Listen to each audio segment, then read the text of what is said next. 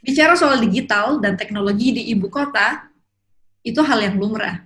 Tapi, mengimplementasikan Information and Communication Technology atau ICT di desa, itu baru pekerjaan rumah luar biasa. Nah, di episode 3 AMPM Podcast kali ini, kita akan tahu bagaimana halang rintang memperkenalkan teknologi dan dunia digital hingga ke desa. Halo dan selamat datang di AMPM Podcast by Aparatur Muda, saya Fitra MS. Setelah bergabung bersama saya, Head of Implementation dari Jabar Digital Service, Biondi Sandasima. Halo Biondi, welcome. Halo. Hai Fitri, halo kawan aparatur. Terima kasih sudah mengundang saya. Buat ngobrol-ngobrol aja sih ya sebenarnya. Thank you so much, it's an honor. Kita ngobrol santai aja nih, kayak Sure, akhir yeah. juga tapping sama Biondi ini ya, setelah beberapa kali reschedule, sibuk banget. Astaga, ya sama-sama sibuk kayaknya dengan ibu ini juga sangat-sangat eksis dan banyak agendanya gitu ya. Dari Zoom meeting ke Zoom meeting yang lain. Zoom Marathon. Let me ask you first lah, apa kabar Biondi? Sehat? Baik. Puji Tuhan sehat. Still trying to cope with a lot of things, a lot of work. Tapi doing well for the moment. Fitri gimana kabarnya? Masih sehat, tapi kalau waras perlu dicek. Sehat. Waduh. Okay. Right. Yundi, jadi posisi kamu nih unik banget nih, Head of Implementation Jabar Digital Service. Betul, First ya. of all, apa sih di Jabar Digital Service itu? Ya, jadi Jabar Digital Service ini buat kawan aparatur yang mungkin baru pertama kali dengar, ini memang unit yang baru dibentuk di akhir tahun 2018, yang formalnya bahkan di pertengahan 2019, jadi umurnya belum setahun gitu ya, setahun lebih lah, lebih sedikit. Nah, ini adalah unit digital yang dibentuk oleh Gubernur Jawa Barat yang terpilih per September 2018, Kang Emil. Jadi cita-cita beliau itu adalah mentransformasi Jawa Barat menjadi provinsi digital. Nah, untuk bisa mencapai visi ini, dibentuklah sekelompok anak muda, sebuah unit khusus yang membantu delivery project-project strategis yang ada hubungannya dengan digital. Untuk bisa mencapai visi yang tadi itu, Jabar Juara, tapi dengan teknologi digital. Alright. Dan aku sebagai koordinator implementasinya. Oh, oke. Jadi Jabar Digital Service atau disingkat JDS ini ya, ini Baik. bagian dari pemerintah Provinsi Jawa Barat ya? Betul, iya. Kalau secara struktur dia di Sekarang mana? sih, kalau struktur ini for sustainability strategy, sebenarnya ditaruhnya di bawah Diskominfo, karena Diskominfo ini dinas yang tupoksinya memang berkaitan erat dengan digitalisasi dan IT gitu ya, in general. Jadi kita secara birokrasi menjadi unit pelaksana teknis daerah di bawah Diskominfo.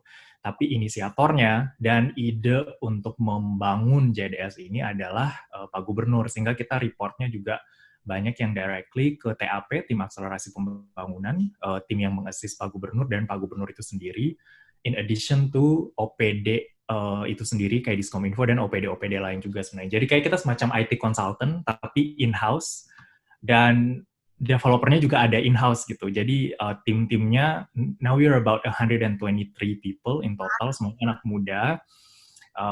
Ada banyak posisi, jadi ada yang teknis banget kayak software developer, product manager, tapi ada juga yang nggak terlalu teknis, salah satunya saya gitu ya, tim project officer, tim komunikasi, data mix, ada yang teknis, ada yang non-teknis, dan ada tim kayak business analisnya juga. So it's a quite unique model, I think, untuk sebuah unit pemerintah mengadopsi digital service secara in-house, jadi developernya semuanya in-house, tim communicationsnya in-house, tim business analystnya in-house, data scientist, data engineer-nya in-house.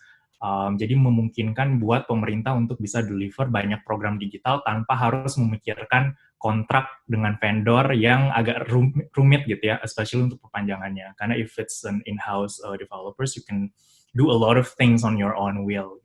That's smart ya. Jadi government outside, startup inside ya gitu ya. Yeah, that's a good tagline. Oh. Ya, dari saya curi kayaknya itu tagline-nya. we only back in October 2018, we were both delegates or like participating in annual meetings of IMF and World Bank di Bali 2018. Waktu itu license officer dan kamu delegates untuk IMF ya kalau salah. And I think I remember at the time you were consulting kayak cerita ditawarin posisi di 2 provinsi ya kalau nggak salah. And finally you're choosing this, and aku akan jumping ke pertanyaan itu, are you satisfied with that? Tapi sebelum itu aku punya pertanyaan dulu nih. Ya, apa sih main responsibilities dari Head of Implementation dari JDS nih? Ya, kalau Head of Implementation mostly ada 2 fit. Jadi kita megang beberapa strategic project, jadi delivery dari proyek-proyek strategis yang ada hubungannya dengan digital yang dimiliki oleh Pak Gubernur. Kemudian kita juga menangani partnership. Kalau dulu aku juga nanganin komunikasi, cuman karena scale-nya udah lumayan besar, jadi komunikasi sekarang di separate gitu ya, jadi satu divisi terpisah. Jadi aku mostly sekarang nanganin partnership. There are a lot of partners that we manage as well. Ada 135 sekarang, should be more. 135 partner. Kemudian untuk delivery project-nya ada 4 flagship program yang kita pegang. Ada desa digital yang tadi sempat dimention oleh Fitri di openingnya gitu ya, gimana sih desa-desa biar bisa digitalize juga. Kemudian ada program Sapa Warga, Command Center, sama program yang berkaitan dengan data. Open Data, 1 peta, dan 1 data. Kalau Picobar kamu masuk kemana? Aku sering ngecek. Picobar ini cerita yang unik. Jadi awalnya nggak ada di plan, because we were not planning. Kalau biasanya di pemerintah kan planningnya emang per tahun ya. Dan of course pada masa-masa itu akhir tahun 2019 we were not planning for this whole COVID-19 crisis, right? Jadi pada tanggal 2 Maret waktu itu first to identified confirmed cases COVID-19 di Indonesia kan memang warga Depok ya. Jadi Kang Emil sebenarnya even before that kayak Januari dia udah mulai kayak wanti-wanti lah secara internal bahwa kita harus prepare terhadap krisis ini karena kita juga lihat progresnya di negara-negara lain sangat eksponensial dan it's quite impossible. Ke depan ya, kayak it's coming. Betul.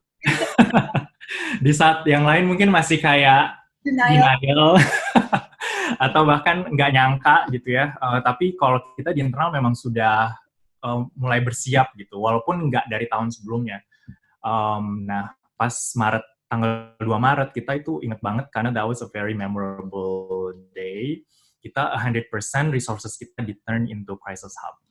Jadi Picobar itu lahir di tanggal 2 Maret, kemudian setelah itu langsung di-push, bisa nggak, kalau secara fisik ya, karena comment center-nya udah jadi comment center-nya yang langsung diubah menjadi crisis hub, gitu ya, dalam tanda kutip. Terus langsung di-challenge juga sama Pak Gub waktu itu, bisa nggak bikin sistem untuk membantu manage pandemi ini, dan waktu itu di-challenge 2 hari. Jadi dalam 2 hari harus bikin gitu. Dan dari situ lahirlah Picobar. Nah 2 hari itu ya karena memang nggak mudah ya bikin aplikasi. Normally mungkin takes months, mungkin setengah tahun minimal karena ada risetnya di dalam.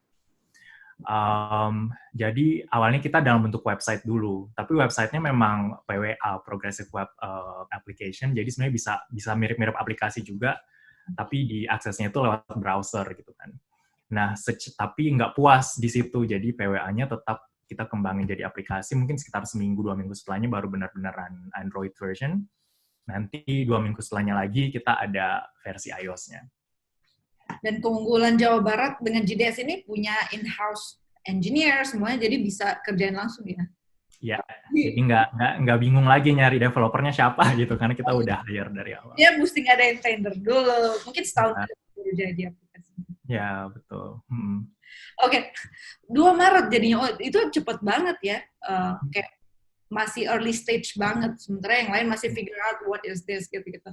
Dan kalau nggak salah, Picobar sekarang juga aplikasi center untuk ini ya, pembagian data bansos gitu-gitu juga nggak sih? Ya, hampir semuanya. Jadi sekarang kita fitur di dalamnya itu ada 37 totalnya. Baik yang bisa diakses publik maupun yang digunakan secara internal. Contohnya, sorry? terpadu ya, aplikasi terpadu banyak. Betul, ya. Jadi super apps, one stop application. Jadi satu aplikasi tapi bisa dipakai untuk berbagai macam fungsi. Salah satunya yang tadi tuh bansos juga ada di dalam. Jadi bisa cek siapa penerimanya. That is smart. Makanya ya Bandung atau Provinsi Jawa Barat dapat gelar Smart City ya dari dari mana tuh terakhir. Dan kayak the way Provinsi Jawa Barat menghandle COVID juga diapresiasi sama Swedia kalau nggak salah ya, pemerintah Swedia segala. Ada beberapa stakeholders di UNDP, I think they also stated their praises and yeah. And to be honest, gue belajar tentang bansos juga kayak itu dari videonya Kang Emil, karena kan bantuan sosial pemerintah banyak sekali kan jenis-jenis. Terus Kang Emil menjelaskan video, jadi ada 9 kategori. Kalau kamu kategori miskin sebelum pandemi, maksudnya yang bantuan sosial PKH, program keluarga harapan. Baru di situ saya ngerti kayak gitu kan. Kayak that's pretty good communicator he is gitu. Dan exactly. About Picobar ada 37 fitur. Ini adalah salah satu concern gue pribadi nih ya. Kayak gue ngelihat sekarang ini pemerintah atau dimanapun ketika bicara kemajuan, biasanya indikatornya ada punya aplikasi. Tanpa sadar, kayak semua orang bikin aplikasi-aplikasi gitu kan. Padahal kita sendiri sebagai user nggak mau install begitu banyak aplikasi. Bisa kayak ada satu daerah gitu, ketika bikin mau bayar pajak, ada aplikasi satu. Mau bayar PBB, aplikasi lagi. Mau bikin KTP, aplikasi lagi. Kayak, kenapa sih nggak diunifikasi gitu? Jadi ini aku really appreciate loh, kayak terpadu. Kayak ada yang mendengarkan gitu ya. Ya, jadi cukup install Picobar aja, semuanya udah di dalam situ. Jadi nggak perlu kayak install yang lain-lain lagi. Okay, now could you tell us more about desa digital? Jadi ada berapa desa sih awalnya yang diimplementasi dan berapa desa yang implementasi sekarang?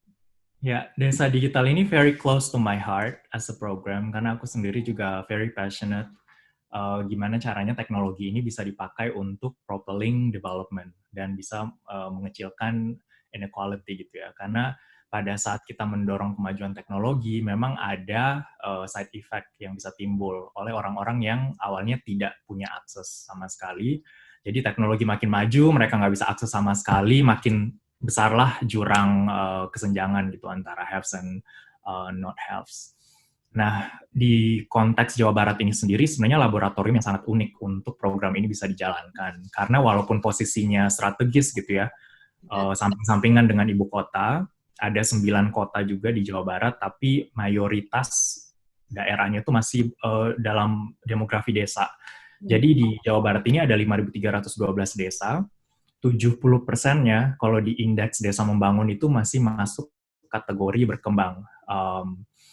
Kalau dulu bahkan ada yang masuk kategori sangat tertinggal gitu. Kalau sekarang untungnya yang semenjak Kang Emil ya, mungkin a lot of factors playing into account juga. Mungkin ada juga peninggalan dari pemimpin sebelumnya yang baru dirasakan impact-nya saat ini gitu ya mungkin.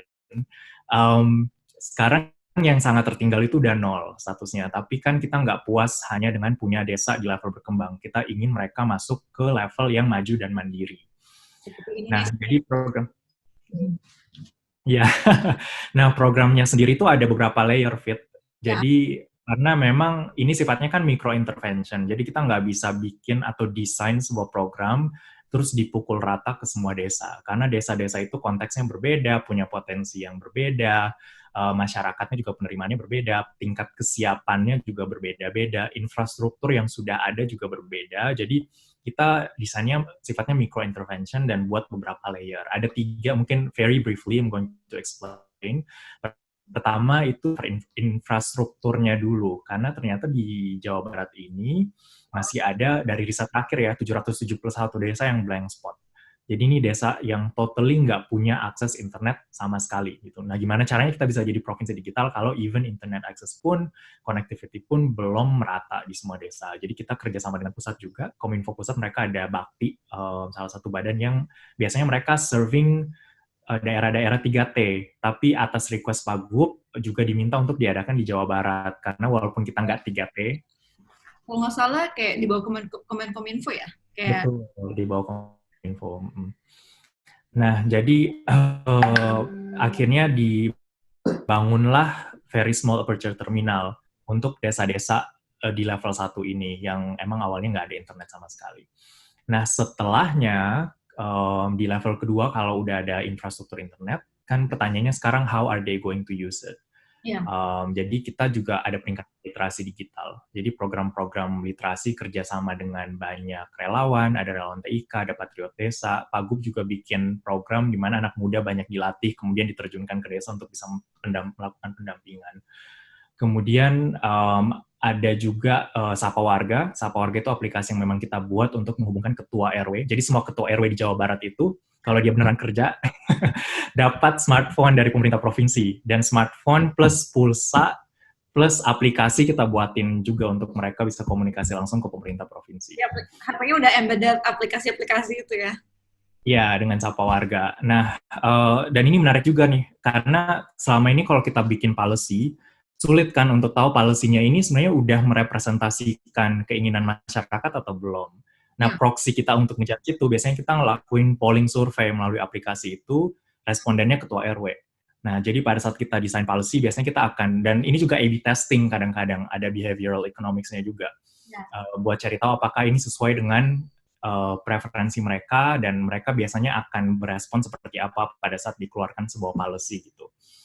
Nah itu kayak level 2 dari desa digital gitu kan. Terus di level setelahnya juga kita kerjasama dengan e-commerce, mostly supaya orang-orang desa bisa pakai internet untuk tujuan yang produktif dan bisa meningkatkan penghidupan mereka. Jadi mereka belajar jualan gitu. Kerjasama dengan e-commerce ada Talesa di beberapa titik lah di Jawa Barat. Terus yang terakhir, untuk desa-desa yang infrastrukturnya udah baik, literasi digitalnya udah oke, masyarakat udah bisa pakai internet untuk tujuan komersil juga, kita banyak melakukan intervensi, adaptasi IoT. Dan ini juga again tergantung desanya punya potensi apa gitu. Kalau dia memang mayoritas di bidang perikanan, kita kerjasamakan dengan startup existing, jadi kita nggak reinventing the wheel, jadi startup yang emang udah punya inovasi di bidang perikanan, kita pertemukan dengan kebutuhan di desa, dan bagaimana caranya mereka bisa ada peningkatan pendapatan again dari inovasi ini, sehingga mereka juga bisa sustainable, untuk tidak bergantung terus dengan intervensi pemerintah. Biasanya pemerintahnya akan datang di awal, kita intervene, lakukan penyewaan alat, mereka coba itu supaya mereka nggak resisten kan. Kalau disuruh dibayar duluan terus belum tahu fungsinya apa, pasti mereka nggak mau juga. Jadi kita emang intervensi di awal, kasih program pengadaan, nanti setelah itu mereka diminta coba gitu, rasakan mungkin selama setengah tahun, setahun, kalau memang mereka merasa ini berguna, dan kita selalu push dan pastikan ke partnernya harus ada peningkatan pendapatan buat orang desa gitu. Supaya setelahnya dari margin peningkatan ini mereka juga bisa secara sustainable melanjutkan program ini sendiri, sehingga kita bisa jalan juga ke desa-desa lain, karena desa di Jawa Barat ini sangat-sangat banyak. Kurang lebih seperti itu desa digital. Di pilot project-nya ada berapa desa di awal-awal? Di awal-awal kita, kalau pilot banget ya, pilot tergantung temanya. Biasanya kita akan pick 1-2 desa. Tapi kalau sekarang posisinya itu udah di 400-an desa sih totalnya. Dari sekitar 5.300 desa tadi ya? Dari 5.300. Jadi 400 sounds big, tapi in comparison to the actual universe, kayak population-nya gitu, masih banyak banget PR-nya. That's a lot of good start. Kayak sebagai gue juga kerja di pemerintahan, kayak kalau misal melihat desa-desa atau daerah gitu ya, ngelihat keseriusan dari pemimpin daerah seberapa besar sih keinginan untuk memajukan daerahnya. Sometimes mereka ada visinya tapi nggak tahu implementasinya. So this I think a very good combination nih di Jawa Barat. Pemimpinnya tahu apa yang mau dilakukan dan bisa punya tim yang bisa mengimplementasikan itu. Jadi tadi yang pertama ada literasi digital dulu ya, dan infrastruktur, kemudian mendapatkan feedback lagi dari policy-nya yang udah diimplementasikan dari kepala RW gitu, ketua RW, kemudian masuk ke e-commerce dari para pengusaha di desa UMKM supaya bisa going digital, dan keempat ada IoT, Internet of Things, mengkonekkan dengan para stakeholders ini ya, kayak usaha di desa dan teknologi gitu. Wow, that's very great goals, and I think kayaknya udah achieve lumayan hebat ya sejauh ini. Ya, Targetnya ada Well, berapa? gimana? Targetnya ada berapa desa ke depannya? Harusnya semuanya, harusnya 5.312 desa semuanya harus digital gitu ya. Oh, Um, oh. but we'll see, kayak COVID-19 ini banyak banget mengganggu juga karena refocusing anggaran, terus sumber daya manusianya juga sekarang kan semuanya fokus ke COVID-19. Jadi it might take time to return again, tapi kita tetap ambisinya adalah semua desa harus go digital di Jawa Barat.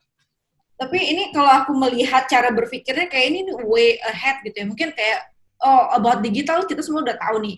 Oh kita butuh infrastruktur pemerataan, kita butuh di sana sini. Kayak sebenarnya itu semua orang udah tahu mungkin ya gitu. Cuma kayak willing to work on it, kayak melakukannya dengan cepat itu yang mungkin agak kurang. Dan kita nggak tahu nih 2020 ternyata ada pandemi gitu kan. So kalau melihat apa yang dilakukan Jawa Barat and including you and your team gitu kan, membawa teknologi ke desa, at least mereka sekarang udah tahu tentang digital, udah tahu aplikasi dan internet. Sekarang di masa pandemik, everything is going digital, everything is online gitu. Jadi mereka bisa terbantu ya dengan pengetahuan itu dan dengan infrastruktur yang udah dibikin. Tadinya nggak ada sinyal internet, mungkin sekarang udah bisa gitu.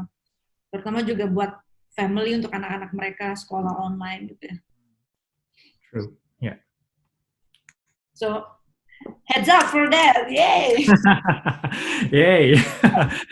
Yeah, emang it's a great challenge, I would say. Tapi kayak knowing bahwa ini punya arti penting yang besar banget untuk orang-orang yang tinggal di desa. I remember waktu kita launching pertama kali yang WiFi gratis ya, itu desa Sirna Rasa di Kabupaten Sukabumi itu antah berantah banget aksesnya, fit mendaki gunung melewati lembah.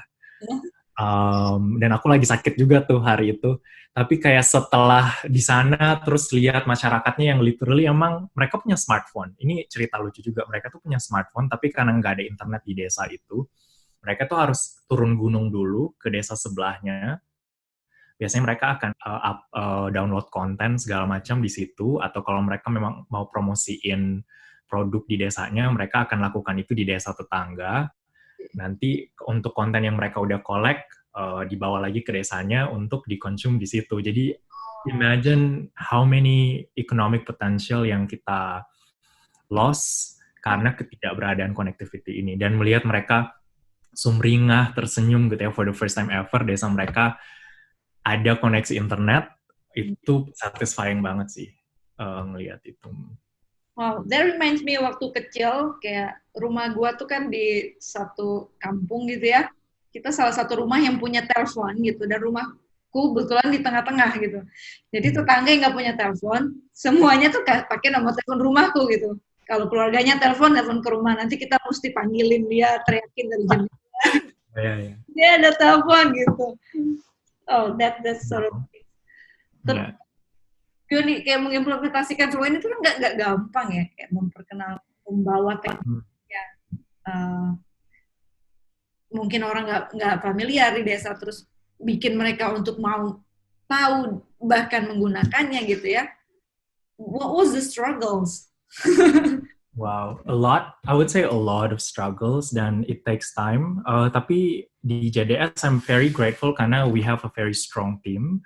Dalam artian kita tim-tim anak muda yang memang background-nya di IT maupun ada juga banyak yang di non-IT yang punya passion yang sama. Kita pengen public services ini bisa data driven policy-nya dan bisa increasing digital experience juga untuk citizens. Dan melewati prosesnya pasti banyak banget sih orang yang resisten, nggak mau make, tetap stick ke manual gitu ya. Kalau di aku sih ada beberapa hal yang kita selalu targetin. Pertama, kita harus bisa menunjukkan bahwa proses digital ini walaupun tidak sempurna, again kayak contohnya Picobar dibangun dalam hitungan seminggu gitu ya. Nggak mungkin. Dalam satu malam. Iya, dan nggak mungkin itu bisa 100% perfect gitu. Tapi at least kita ada progress, jadi we believe in progression rather than perfection gitu kan.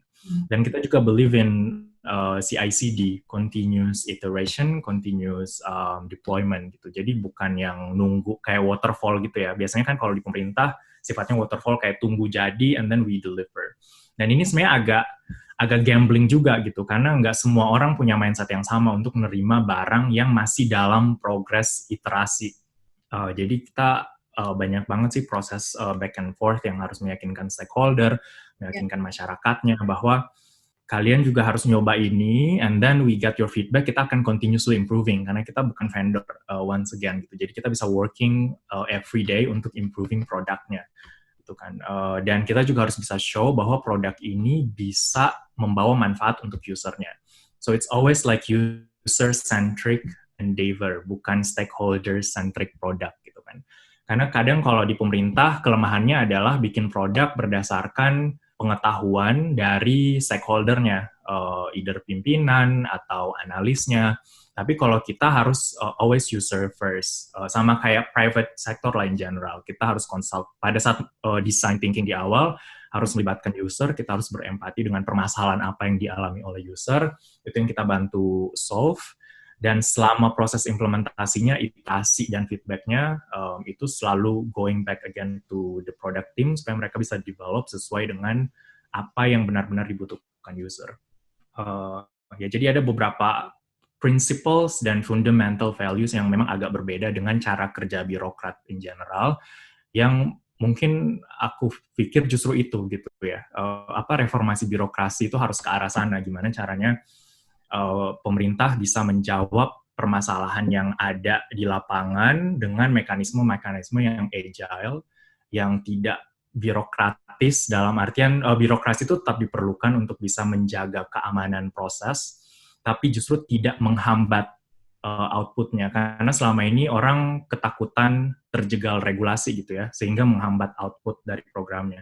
Tapi justru harusnya sebaliknya, birokrasi harusnya memfasilitasi output instead of menghambat pekerjaan. Jadi ada beberapa prinsip itu yang kita coba adopt supaya prosesnya bisa jauh lebih cepat. So started with why, which is to serve the public gitu ya, kayak user oriented atau istilahnya people minded ya. Ini balik, atau kalau bahasanya kayak Emil mungkin rakyat minded. Rakyat minded, ya. Yeah, true. I think it's very important, dan menurut aku semua pimpinan sih harus kayak gitu mindsetnya, balik lagi ke tujuan pemerintahan kan memang harus facilitating dan help solve problem. Menarik banget, dan ngingetin aku akan Jacinda Ardern, Prime Minister of New Zealand, di World Economic Forum.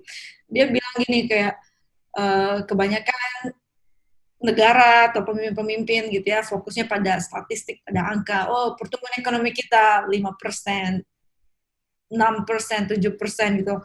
And then someone's at home watching on TV gitu, kayak they couldn't relate, like what's that mean? Like I just feel like my life is always on struggle gitu. Mungkin orang di desa nonton, internet aja di sini nggak ada gitu, aku nggak ngerti pakai aplikasi apa gitu, Picobar apa gitu. So kata Jacinda kayak kita harus mengubah matriks itu. Matriksnya adalah kayak people's happiness, people's kindness, kayak orang harus ngerti. Jadi policy-nya harus based on kindness, kayak nggak hanya angka, tapi orang benar-benar merasakan manfaat dari itu. Yeah. I think that's what you guys doing kayak gitu. That sounds a lot of fun. Alright, now let's go back to my first tadi pertanyaan yang tadi. So, in October 2018, you told me that you were offered 2 position di pemerintahan daerah. Salah satunya ternyata Jawa Barat, and then you decided to join Kang Emil's team gitu ya. Right.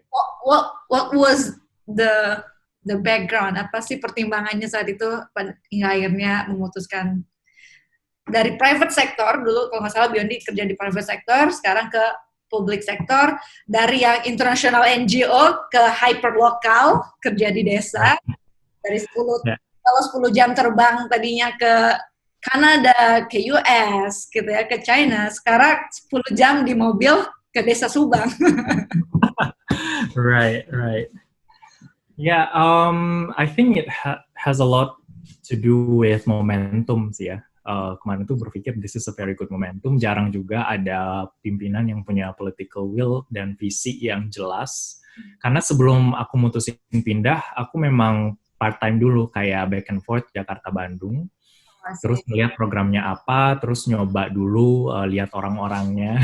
I was very privileged sih, karena nggak semua orang bisa punya kesempatan itu. Antar, kalau saya mau pindah, lo bisa coba dulu nih, baru decide untuk pindah.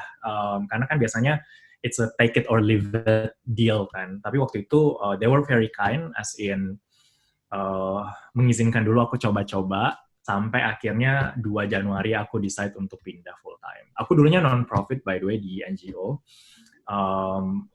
I've been on the other side kan, kayak selalu melihat pemerintah itu sebagai institusi yang inefficient atau lambat, atau banyaklah kritik-kritik yang selalu aku Pemerintahan gitu ya. yeah, with a lot of skepticism gitu kan. Nah sekarang me being inside the wall atau the other side of the wall, jadi banyak pencerahan sih sebenarnya. Oh ternyata sistem di pemerintahan itu seperti ini, memang ada banyak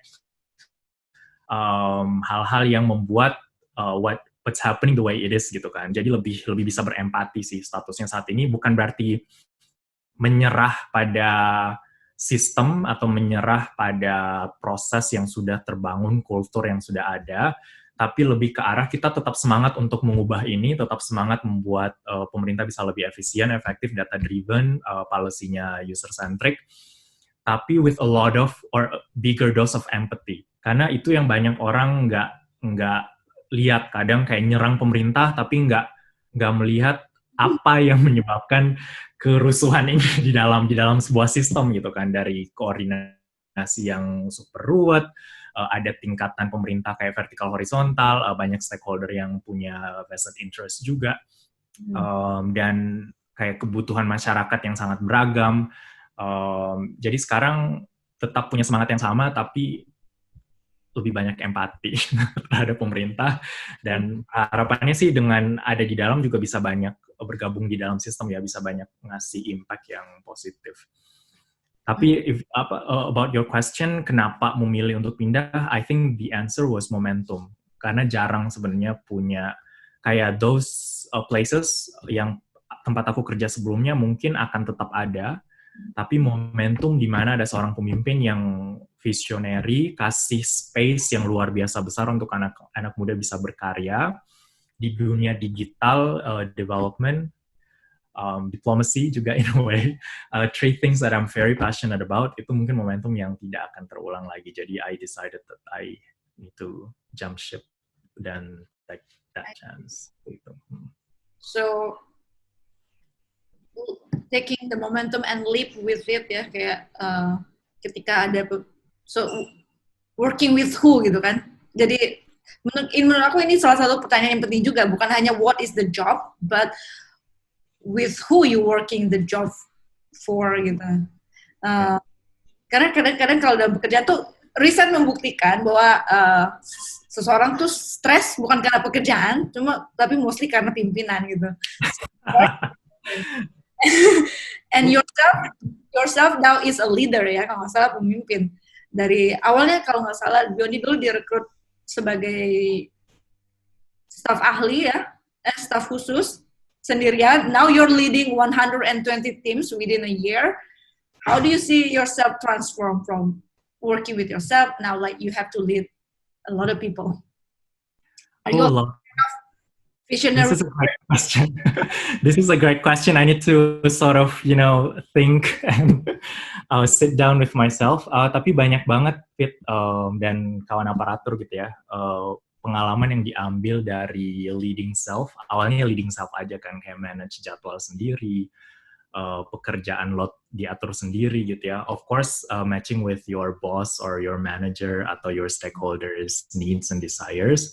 Tapi mostly very independent gitu kan. Sekarang I would have to manage a lot of other people, sama-sama muda, mungkin ada beberapa yang lebih tua dari aku.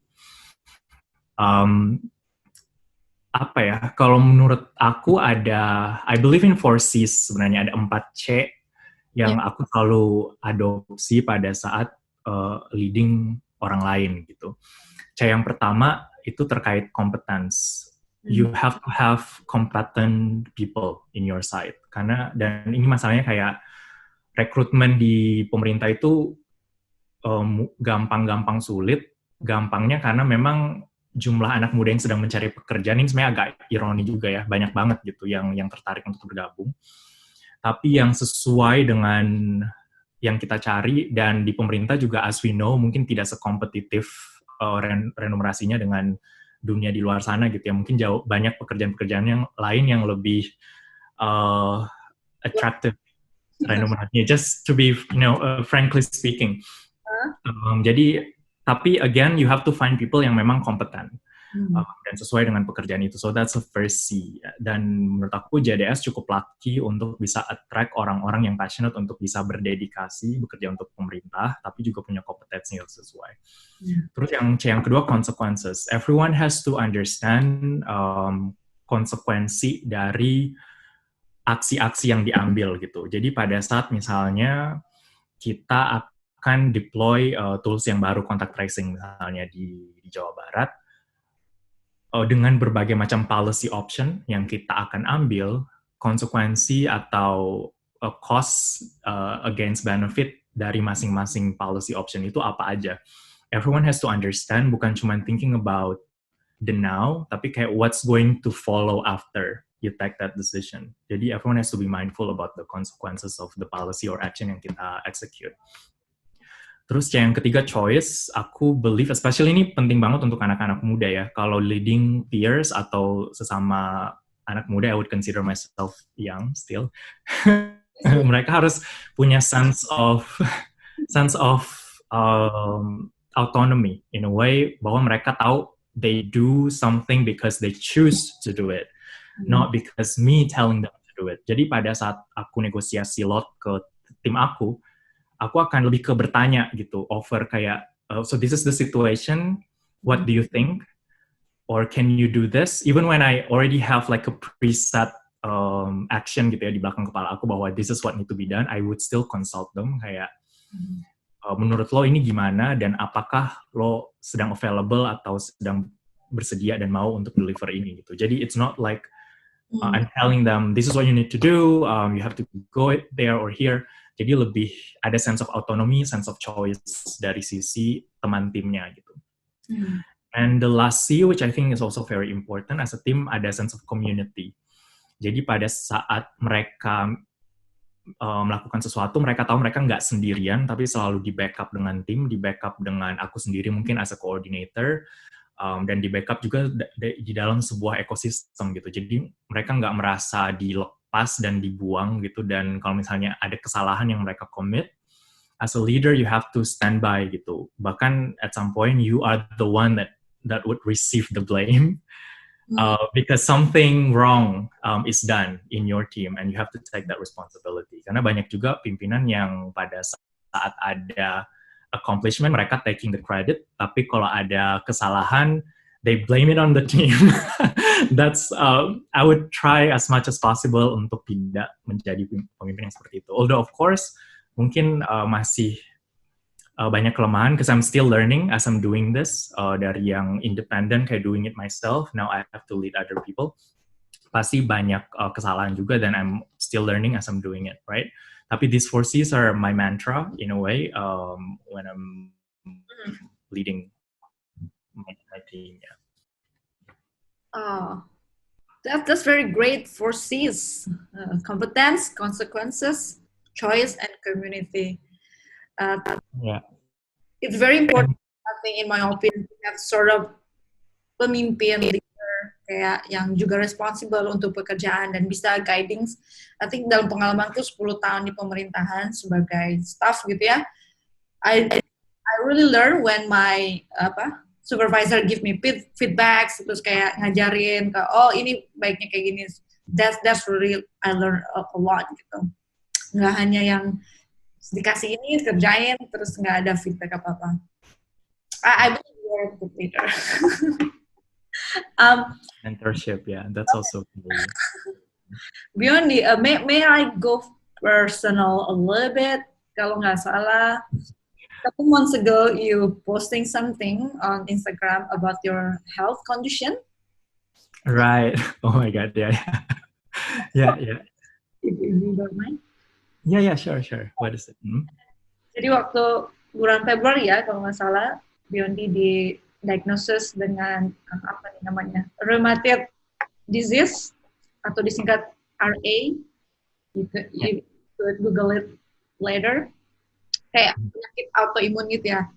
Tapi Hmm. dalam 3 bulan, and then it heals like a miracle. Like, could you tell us like the personal experience, kayak waktu dikasih tahu kan pastinya kayak sedih, jatuh, but you Hmm. could like terus itu hilang sembuh gitu, gimana? What did you do? Wow, wow, wow. Yeah, never. Sorry. It's very moment time, like kayak di masa pandemi ini banyak dari kita mungkin going into mental health state yang kayak parah juga gitu, dan we need to maybe we could share some tips that we can learn gitu. Ya, well, thank you for bringing this up. Aku sebenarnya nggak pernah discuss ini publicly gitu ya. Although it's out there in my Instagram for some reason, but I've never talked about this with someone else. Especially not something that will be heard by public gitu kan. Tapi benar waktu itu aku didiagnose dan itu kayak baru bulan-bulan awal aku ganti pekerjaan kan, aku pindah ke Bandung terus didiagnosa ada autoimun rheumatoid arthritis RA, itu yang autoimun yang menyerang semua persendian. Jadi persendian kiri kanan, tangan dan kaki, di jari-jari, di semua persendian lah itu susah digerakkan, especially pada saat pagi hari, pada saat baru bangun biasanya tuh ngunci. So I have to like move my fingers one by one, terus ngurusin tangan, ngurusin kaki, dan sometimes cukup painful juga. Tapi waktu itu sih aku mungkin momen dimana aku tahu bilang aku ada penyakit itu, dan waktu itu juga belum ada, bukan waktu itu sih, memang sampai saat ini belum ada obat yang memang bisa menyembuhkan. Jadi biasanya hanya mengendalikan simptom dan paling sifatnya remisi gitu ya. So you have to control your lifestyle in general biar autoimunnya nggak bereaksi terlalu hebat. Jadi waktu itu, dan angka aku sekarang udah lupa because it's been a long time. Waktu itu angka diagnosanya udah 220 sekian, while the normal threshold itu di angka 20. Jadi jadi lumayan kaget juga waktu itu. Dan sebelum dengar diagnosa dokternya, aku kan biasalah kita kadang kayak Google gitu kan. Ini penyakit apa sih? Kayak kira-kira gue lagi penyakit apa? And then a lot of the videos on YouTube dan tips-tips random yang aku temukan di Google itu serem-serem semuanya. Jadi kayak makin demotivasi lah. Tapi waktu konsult ke dokter, dan mungkin if you guys need someone else gitu ya untuk discuss. In my case, I have my doctor yang consult me dan menenangkan gitu ya. Walaupun nggak ada obatnya, tapi this is manageable. Kayak you can still manage your symptoms gitu. Jadi setelah itu aku jadi jauh lebih mindful terhadap calorie intake aku, kemudian lifestyle kayak jam tidur, termasuk makanan, olahraga, in general kayak living a healthier lifestyle, dan mungkin work-life balance juga. Walaupun to be honest it's very difficult now, especially di masa pandemi ini. Tapi I think that was the tipping point. Other than, of course, I'm also a faithful person. Jadi kayak I have a lot of support from my family, from my church community juga. Dan akhirnya, thankfully, cuma 3 bulan waktu itu. Aku ngerasain peak-nya itu cuma 3 bulan. Dan setelahnya akhirnya mereda, dan diagnosa setelahnya udah di bawah 20. Tapi the way I deal with it, mungkin kayak 5 stage of loss itu ya, kayak denial, anger, segala macam. Aku nggak ingat juga stagesnya, tapi awalnya memang kayak grieving dulu, kayak imajinasinya kayak, oh this is where my life's gonna stop. Karena kayak mikirnya,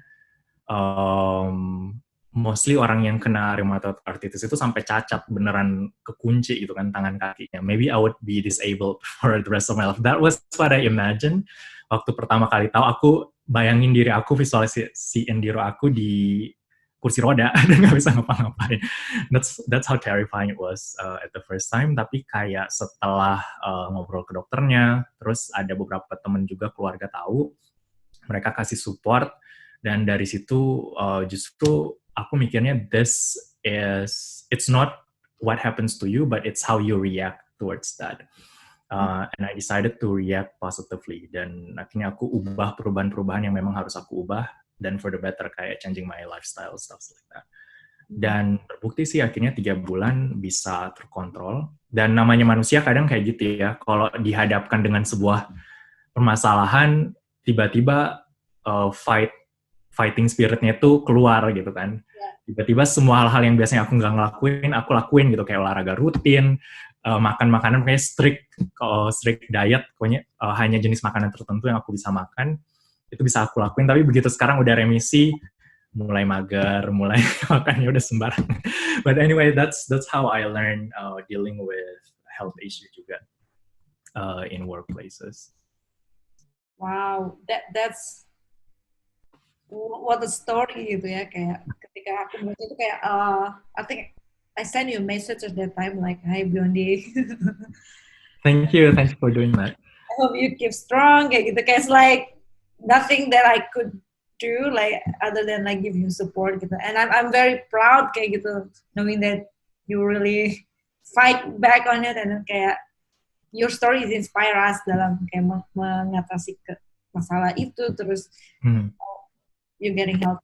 Mungkin juga teman-teman kita saat ini yang dengerin dan atau mungkin lagi kena COVID-19 ya, mungkin kayak mengalami hal yang sama gitu, bisa and then have the same spirit, fight spirit, terus recovery, mudah-mudahan gitu ya. Ya, yeah. I learn fit juga mindset itu. Oh sorry, that was like I learned that mindset itu juga berpengaruh banget. Yeah. Kalau misalnya kita dalam situasi buruk, terus we let our mind driving us towards the abyss, or kayak dalam sebuah lembah yang makin dalam gitu ya, it would makes our physical condition juga mengikuti pikiran. But if we decide to take hold dan take control dengan pikiran kita sendiri, it makes a whole lot of difference. I also believe in the circle of concern versus circle of control.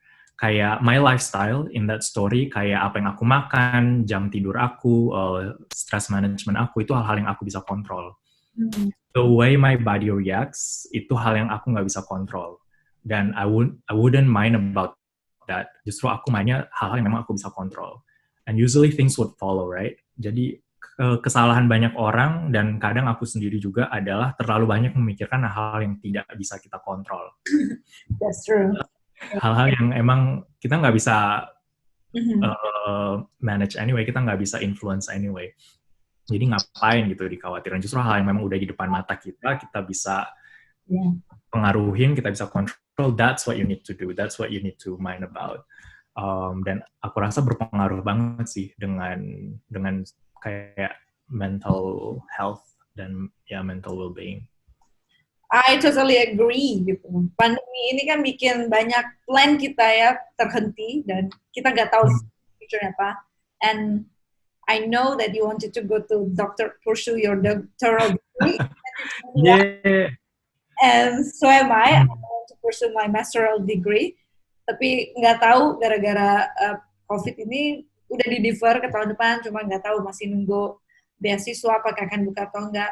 I was like ada pace kayak crazy juga, kayak but then like aku nggak bisa kontrol itu, kan what I can do, like I decided to defer and I paid the deferral fee, which was a lot. I know. Alright, Biondi, nggak kerasa udah hampir 1 jam. It's been a fun interview. Is there anything else you want to add? About digital maybe ya, and development in general. Menurut aku, kita pemuda Indonesia, or maybe the young people gitu yang working for the government, I think we are playing a very critical role, dan ada beberapa hal yang kadang membuat anak-anak muda ini dilihat sebagai intruder rather than someone that can help. Karena sometimes we come with technology, different ways of doing things that is against business as usual. Yeah. Cuman I think we also need to play it well, karena even in workspace, there's a lot of politics going on, walaupun kita bukan politisi, tapi kayak it's just an inherent part of policy making kan, politics in workspace gitu ya. Dan I'm talking about intergenerational kayak dynamics gitu kan. Menurut aku untuk anak muda bisa thriving, ada dua hal yang aku rasa bisa kita pegang juga as young bureaucrats maybe.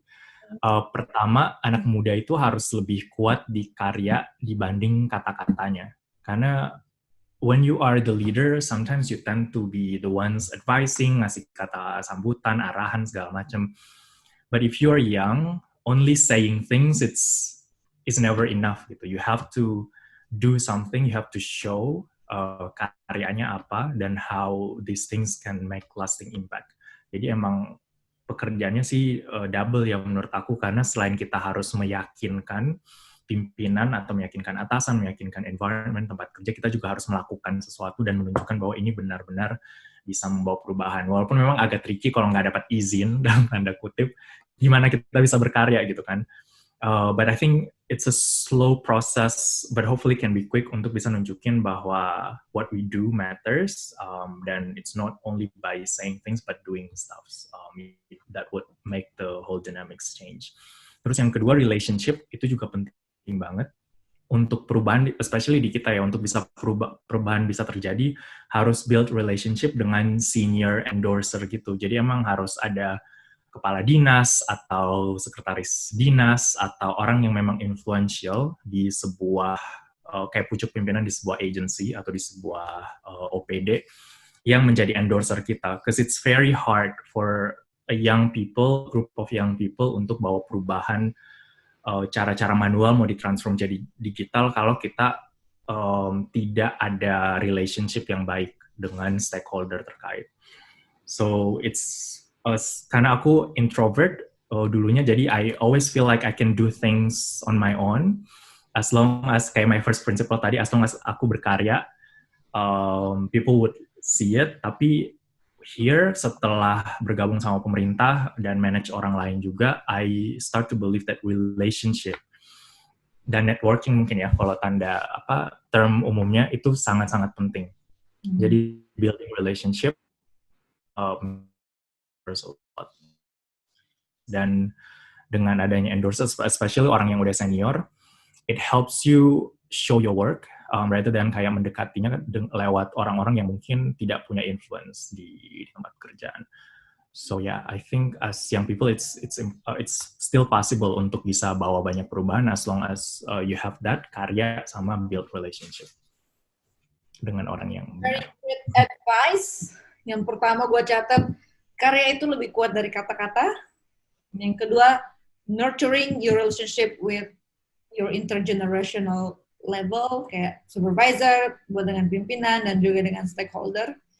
Karena I truly agree on the second point itu. Yang poin pertama juga. Tapi second point ini yang sering kita miss, kayak kita muda merasa kita bisa melakukan perubahan, atau yang lebih senior ini kayaknya susah banget gini. But really we could not do things without their endorsement, kayak dari yang pimpinan itu yang ambil keputusan. Itu mungkin skills yang masih underrated untuk young people untuk di-establish kayak bagaimana membangun komunikasi yang baik dengan para senior dan juga pimpinan di kantor. Wow, thank you very much. Thank you. Yeah, thank you Fitri. Hope everyone stays safe. Ya, you too, stay healthy. Salam untuk Kang Emil. Tolong bilangin, kapan aku mampir ke AMPN Podcast? Oh, siap. Ya. Alright, kawan aparatur, terima kasih telah mendengarkan episode ini. Kamu juga bisa mengikuti kami di Instagram, Facebook, dan YouTube. Dan kamu juga bisa menemukan Bionissima di LinkedIn dan Instagram. Saya Fitri MS, dan Bionissima. Until next time, bye-bye.